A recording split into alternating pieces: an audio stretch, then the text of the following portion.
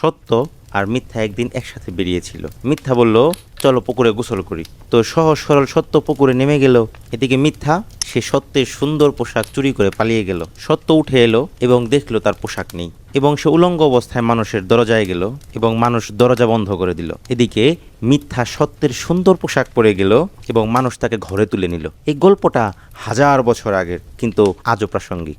কেউ যখন আপনার প্রশংসা করে, সেটা হোক সত্য বা মিথ্যা, আপনার ব্রেইনে ডোপামিন রিলিজ হয়। এই কেমিক্যাল আনন্দ দেয় এবং এই কারণে আমরা মিথ্যা প্রশংসা শুনতে পছন্দ করি। আর সত্য সেটা আনকমফোর্টেবল, তাই ব্রেইন সেটাকে এড়িয়ে যেতে চায়। রিসার্চ বলছে মিথ্যা খবর সত্য খবরের তুলনায় 6 গুণ বেশি দ্রুত ছড়ায়, কারণ মিথ্যা নাটকীয় আর সত্য অতি সাধারণ। আপনার জীবনে যে সব সময় বলে তুমি ঠিকই করেছো, সে আপনার বন্ধু নয়। আপনি ভুল করলে যে বলে যে তুমি ভুল করেছো, সেই আপনার প্রকৃত বন্ধু।